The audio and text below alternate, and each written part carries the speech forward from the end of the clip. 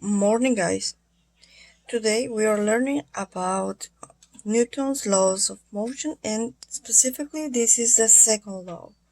The second law states that force is equal to mass of an object times the acceleration. So we're going to develop an example. Roberto and Lucia are studying across from each other at a white table. Lucia slides a 2.2 kilogram book toward Roberto. If the net force acting on the book is 1.6 Newton to the right, what is the book's acceleration? So, first of all, we need to understand what is going on in the problem.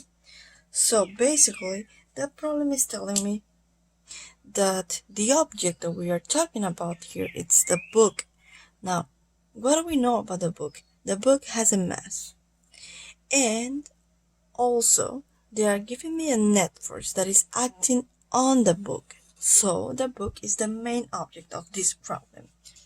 So we're going to write a givens that we need, and we say, okay, the book has a mass of 2.2 kilogram, and it has a force acting on it that is a net force equals to 1.6 Newton, and I want to know the acceleration. Okay, this is unknown for us. According to the formulas that I have here, force should be given in Newton, mass should be given in kilograms, as I already told you. So we just need to apply the formula, and we say, okay, this is the main equation for Newton's second law, okay? Force equals mass times acceleration, and we need to find for acceleration. So the acceleration is force divided by the mass. How do you get it from? Okay, acceleration here, this acceleration here, it's been multiplied times the mass. So when you send it away, it's going to be doing a division, just like we have over here. Okay, so we just plug in the givens, and we're going to have 1.6 Newton divided by 2.2 kilograms. Perform this in your calculator, and you will have an acceleration of 0.73. 0.73. Now remember, acceleration is measured in meters over second squared. Now, acceleration, it is a vector quantity. That means that I need direction. Okay, so in what direction is this going? Take a look.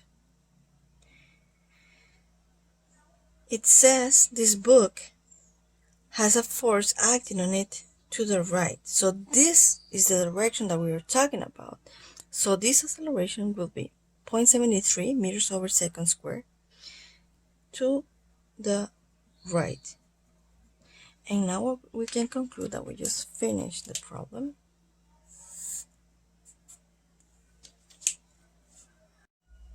Now we have another example. Space shuttle astronauts experience accelerations of about 35 meters over square seconds during takeoff. What force does a 75 kilogram astronaut experience during an acceleration of this magnitude? So we need to write a givens. It says that those astronauts, okay, we are talking, the object in the problem is going to be the astronaut, okay? So what are the givens here?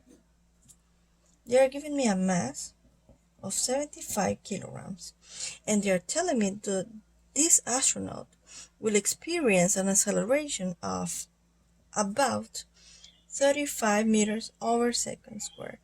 Now it says what force does this astronaut experience? So that means that I need to find the force, and the main equation, the main formula to find the force is Newton's second law of motion, which is force equals mass times acceleration.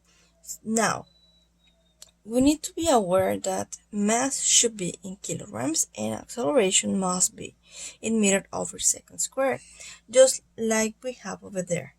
Okay, so not a big deal, just plug in the givens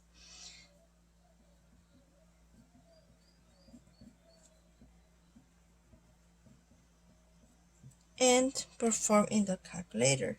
75 times 35. So this force here gives me 2,625 Newton.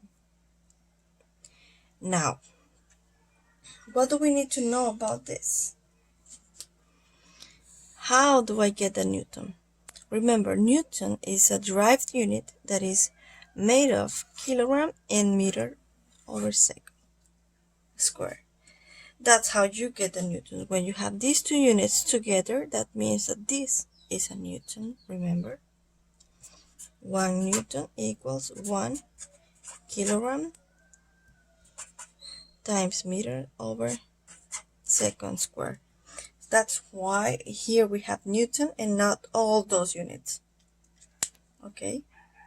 And now as a third example, I have an 8.5 bowling ball initially at rest. It is dropped from the top of an 11-meter building.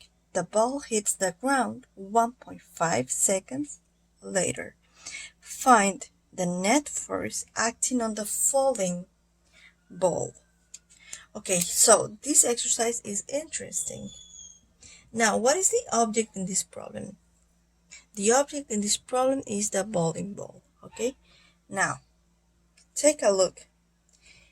What is the situation happening here? So we're talking about a person that is on the top of this building, okay, and this ball is going to be dropped. This building is 11 meters tall, okay? So what happens when objects are falling? This is a type of situation that we know in physics, and you already know that it's called falling objects or free fall. And this is important that you notice this, okay? An object falling. Now, what is given the problem? They are giving me 8.5 kilograms. They are giving me the height of the building, which is 11 meters, and they are giving me a time, which is 1.5 seconds. And you might be probably thinking, oh my god, I need to calculate the acceleration with the formulas Miss gave us last portion. But no, guys, take a look. What do we need to calculate the net force? This is what we're looking for, okay? So according to Newton's law, for this force we need mass and acceleration. I have the mass, I don't have the acceleration, okay? So I need to calculate acceleration, but take a look here. As I already mentioned before, this is a situation where we have free fall. In other words, what is the acceleration acting on objects that is falling? As you already know, this is gravity. So gravity is measured in, well, I'm going to write just a given 9.81 meter over second square. If you take a look, gravity has the same units as any type of acceleration because it is known as the acceleration due to gravity. Okay, so for this problem, instead of using just acceleration and using all this to calculate the acceleration on this object, we're going to be using gravity. Why? Because we have a falling object. Okay, so in this case, this equation will be transformed into mass times gravity.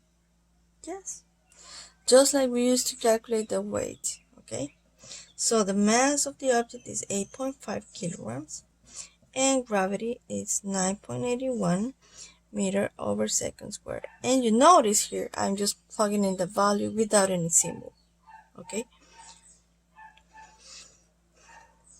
force in this case will be, perform this in your calculator and you'll get 83.39.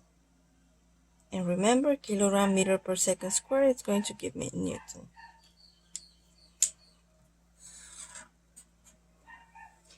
And that's it, guys. Thank you for watching.